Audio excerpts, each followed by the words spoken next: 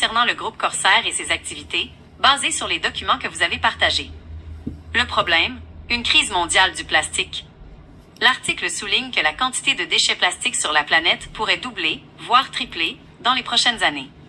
Actuellement, 80 à 90% de ces déchets ne sont pas recyclés et finissent dans des décharges ou dans l'environnement. Le Canada est spécifiquement mentionné comme un pays qui exporte une grande partie de ces plastiques, principalement vers les États-Unis. La solution, transformation et pyrolyse. Corsair propose une approche industrielle pour atteindre la neutralité plastique. Technologie de pyrolyse. L'entreprise utilise la pyrolyse pour convertir les déchets plastiques non recyclables en huile pyrolytique bio-avancée ou bio-huile. Production de biocarburant. Cette huile est ensuite transformée en carburant écologique certifié, une ressource actuellement en forte demande. Impact. Le processus se fait sans émanation nocive pour l'environnement. Activité et présence de Corsair. Portée internationale. L'entreprise est active en Europe et en Asie, notamment une usine en Thaïlande, en partenariat avec des organisations comme Beston Group. Contexte canadien. Bien qu'il n'y ait pas d'adresse physique précise pour une usine au Canada mentionnée dans ces extraits, Corsair s'implique dans des initiatives pour réduire la pollution plastique ici, en réponse aux nouvelles pressions législatives prévues pour 2024 et 2025. Concept d'affaires. Corsair mise sur une force de vente hybride, des certifications rigoureuses et des relations avec les autorités gouvernementales pour aider les entreprises à réduire leur empreinte plastique.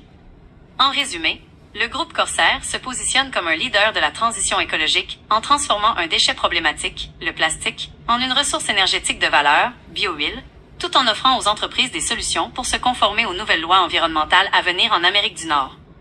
Souhaitez-vous que je développe un point spécifique, comme les détails sur la pyrolyse ou les prévisions législatives pour 2025? Corsair a franchi plusieurs étapes majeures dans son expansion industrielle et financière. Partenariat stratégique avec Kira Energy. Signature d'un accord en juin 2025 pour la distribution mondiale de son huile de pyrolyse, PPO, en Europe, en Asie et aux Amériques. Expansion des usines. Lancement de la construction d'une nouvelle unité de recyclage au Sri Lanka, capacité de 12 millions de kg par an, et renforcement des sites en Thaïlande et en Finlande. Évolution des crédits plastiques. Clôture de la période d'allocation des crédits CSR 25 le 2 janvier 2026, marquant la fin de la création de ces actifs spécifiques pour stabiliser l'offre. Collaboration avec Diversey, déploiement d'un système de neutralité plastique pour les emballages industriels en Thaïlande. Québec représente une percée stratégique pour Corsair en Amérique du Nord, avec un investissement majeur visant la transformation des plastiques en huile de pyrolyse. Voici les points saillants de ce projet. Capacité industrielle. L'installation est conçue pour traiter des volumes massifs de plastique mixte, détournant ainsi des milliers de tonnes de déchets des sites d'enfouissement de la Côte-Nord. Partenariat local. Le projet s'appuie sur une collaboration avec les autorités régionales pour optimiser la collecte et la gestion des matières résiduelles. Vocation énergétique. La bio-huile produite sur place est destinée au marché des carburants écologiques et à l'industrie pétrochimique pour la création de plastique circulaire. Impact économique. Ce site positionne le Québec comme un pôle d'innovation pour le recyclage chimique, répondant aux exigences environnementales croissantes de 2025 à 2026. Souhaitez-vous des précisions sur le calendrier de mise en service ou sur les retombées prévues pour la région? Cette île, l'usine de Corsair apporte des bénéfices concrets. Réduction de l'enfouissement. Elle soulage le site de cette île qui doit s'agrandir d'ici 2029 en transformant les plastiques locaux en huile de pyrolyse. Économie circulaire. La production alimente les industries québécoises en carburant écologique et matières premières pour de nouveaux plastiques. Conformité 2025. Elle aide la région à respecter la nouvelle réforme québécoise sur la collecte sélective et la gestion des emballages. Emploi vert. Le projet génère des postes techniques spécialisés dans le recyclage chimique en Amérique du Nord. Souhaitez-vous les coordonnées pour contacter les responsables du projet? Cette usine est un levier majeur pour transformer la gestion des déchets en moteur économique. Voici les impacts concrets prévus. 1. Retombées économiques et emplois. Création d'emplois. Le projet génère des emplois directs, opérateurs d'usines, techniciens spécialisés en pyrolyse, et indirects dans les secteurs du transport et de la logistique pour l'approvisionnement en matières plastiques. Attraction d'investissement. En devenant un pôle de recyclage chimique, cette île attire l'attention d'autres entreprises du secteur de l'économie circulaire, consolidant ainsi la base industrielle de la Côte-Nord. 2. Gestion des déchets et environnement. Allongement de la vie des sites d'enfouissement. En détournant des tonnes de plastique qui seraient autrement enfouies, l'usine permet de ralentir la saturation des sites locaux, évitant ainsi des coûts d'agrandissement prématurés. Nettoyage régional. L'usine peut agir comme un centre de traitement pour les plastiques récupérés non seulement à cette île, mais aussi dans les communautés environnantes et les industries minières/portuaires qui génèrent de gros volumes de rebuts plastiques. 3. Souveraineté énergétique locale. Production de biocarburants. L'huile de pyrolyse produite peut être utilisée comme source d'énergie ou revendue pour créer des produits à plus faible empreinte carbone, offrant à la région une alternative plus verte aux combustibles fossiles traditionnels. 4. Vitrine technologique. Le projet place cette île sur la carte internationale comme l'un des premiers sites en Amérique du Nord à adopter le modèle de neutralité plastique de Corsair, ce qui valorise l'image écologique de la ville. Voulez-vous que je vérifie les détails sur le type exact de plastique, polyéthylène, polypropylène, que l'usine peut accepter pour ses opérations? L'opération officielle passe généralement par la branche corporative ou les partenaires de développement régionaux.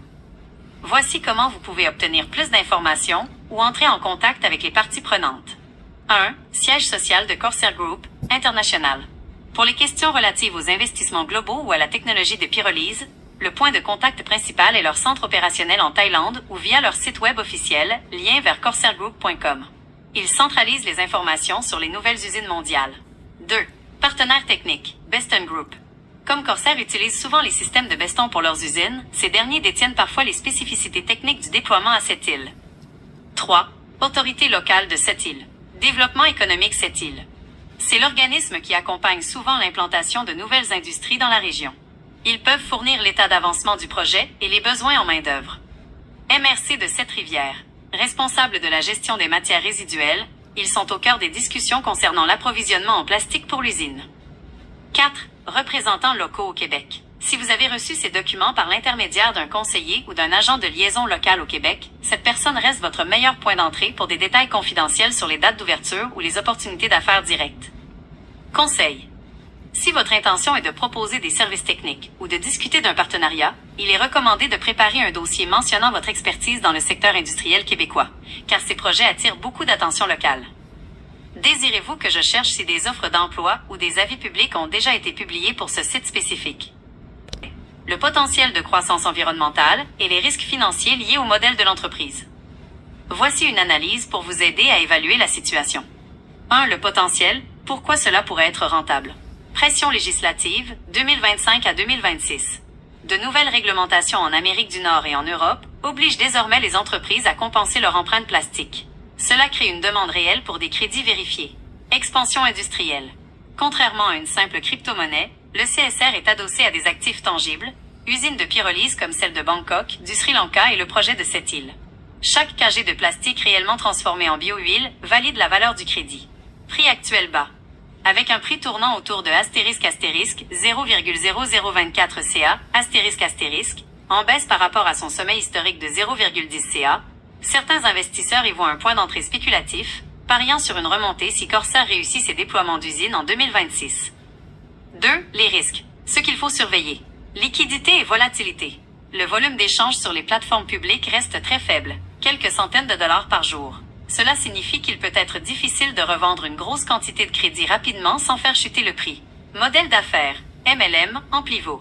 Corsair utilise une branche commerciale, Amplivo, basée sur le marketing relationnel.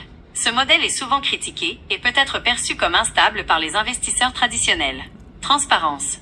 Bien que Corsair mette en avant des certifications comme l'ISCC-PLU, la valeur de revente des crédits à des tiers, grandes entreprises, dépend de la reconnaissance officielle de ces crédits par les gouvernements, ce qui est encore en évolution. Tableau récapitulatif. Facteurs. Analyse. Demande. En forte hausse, les entreprises cherchent la neutralité plastique. Offre. Limitée par la capacité réelle des usines à traiter le déchet. Prix CSR. Historiquement bas, offrant un potentiel de gain élevé mais risqué. Fiabilité. Liée directement au succès des usines, comme celle de cette île. Conclusion. L'achat de crédits plastiques actuellement ressemble davantage à un investissement de capital risque qu'à un placement garanti.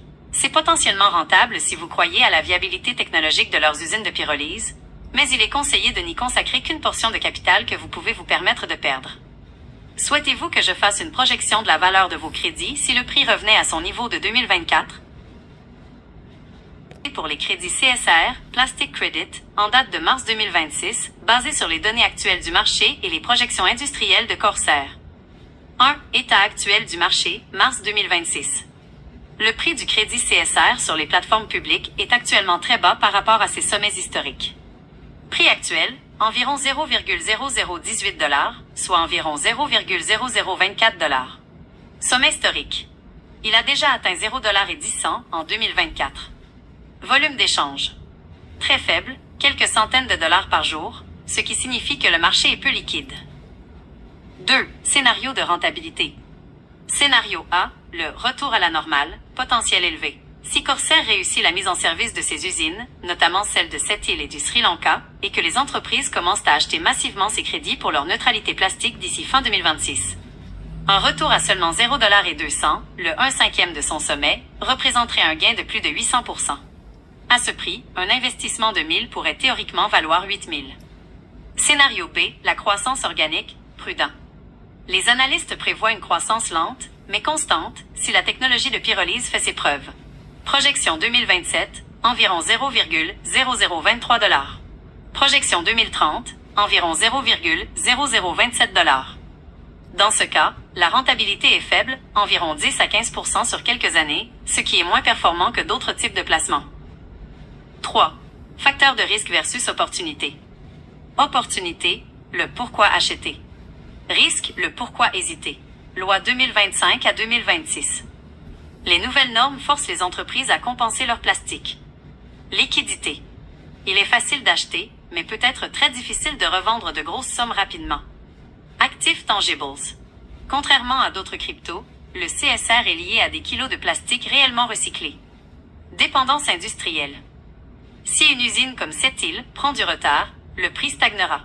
Prix d'entrée. Vous achetez au plancher historique. Le risque de baisse supplémentaire est limité. Modèle en pivot. La structure de vente peut être perçue négativement par les investisseurs institutionnels. Verdict de rentabilité. Acheter du crédit CSR aujourd'hui est une stratégie de deep value ou de spéculation à haut risque. Est-ce rentable? Oui, potentiellement de manière explosive. SI et seulement SI Corsair passe du stade de projet à celui de fournisseur mondial pour des géants comme Shell ou des municipalités. Conseil technique. Étant donné que vous suivez de près le dossier de l'usine de Sept-Îles, la rentabilité de votre investissement sera directement liée à la première pelletée de terre et à la production de la première goutte d'huile pyrolytique au Québec.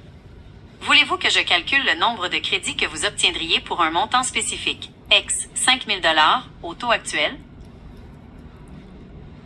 Oui. Oui.